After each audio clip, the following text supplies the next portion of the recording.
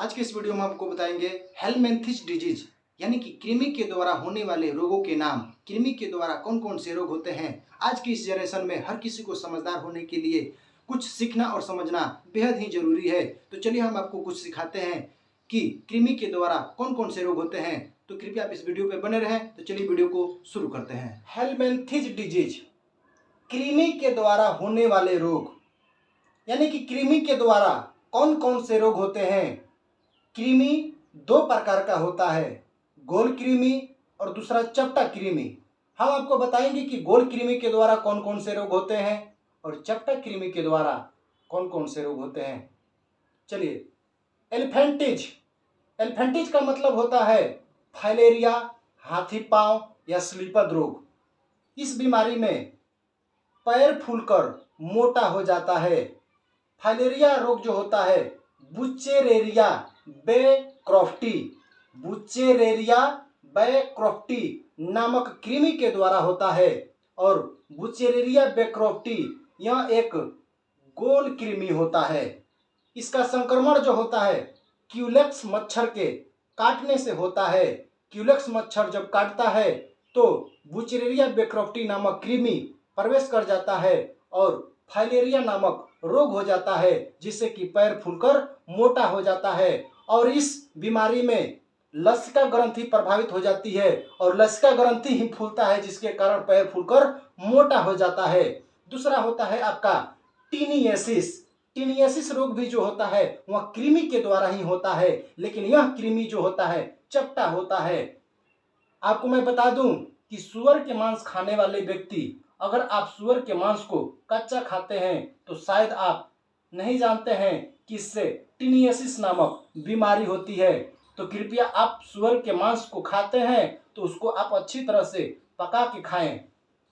Taeniasis में जो होता है टीनिया सोलियम, टीनिया सोलियम नामक एक कृमि होता है और यह एक कृमि चपटा कृमि होता है और इससे हमारा छोटी आंत प्रभावित हो जाता है।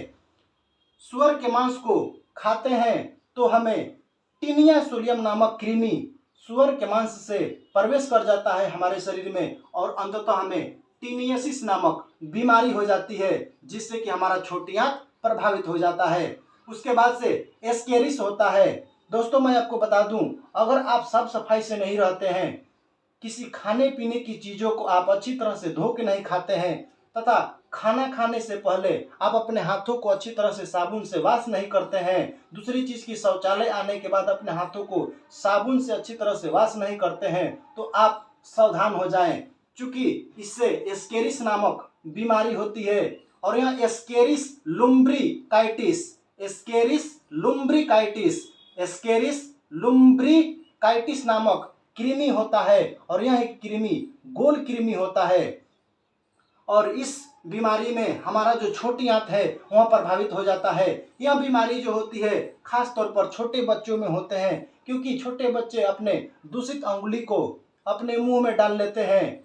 दूषित जल, दूषित भोजन करने से यह एस्केरिस नामक बीमारी हो जाती है। खास तौर पर जब कोई खाने पीने की चीज़ें या फिर अपने हाथ को हम अच्छी तरह से वॉश नहीं करते हैं और उसी तरह से हम उसको खा लेते हैं, तब यह एस्केरिस नामक बीमारी हो जाती है, यानी कि होने की संभावना हो सकती है। इसलिए शौच से आने के बाद, चूंकि मल से, दूषित मिट्टी से, जल से यह बीमारी ज़्यादा फैलने की संभावना होती है। और जब व्यक्ति कोई ग्रसित हो जाता है तो उस ग्रसित व्यक्ति के मल से यह बीमारी फैलने की ज़्यादा संभावना होती है। इसलिए एस्केरिस बीमारी से बचने के लिए साफ सफाई पर ध्यान दें।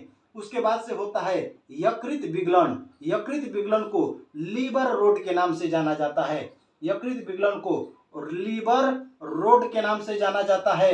यह फेसियोला कृमि के द्वारा होता है और फेसियोला कृमि चपटा कृमि होता है। इससे हमारा पित्ताशय यानी कि गोल ब्लाडर प्रभावित हो जाता है और इसका संक्रमण जो होता है दूषित जल, दूषित भोज्य पदार्थ करने से होता है। इसलिए दूषित जल और भोज्य पदार्थ को खाने से बचें, बासी खाने से बचें, ताजे भोजन करें, क्योंकि ताजे भोजन बहुत ही स्वादिष्ट लगता है। तो यह था आज का हेलमिंथिस डिजीज यानी कि कृमि के द्वारा होने वाले रोगों के नाम।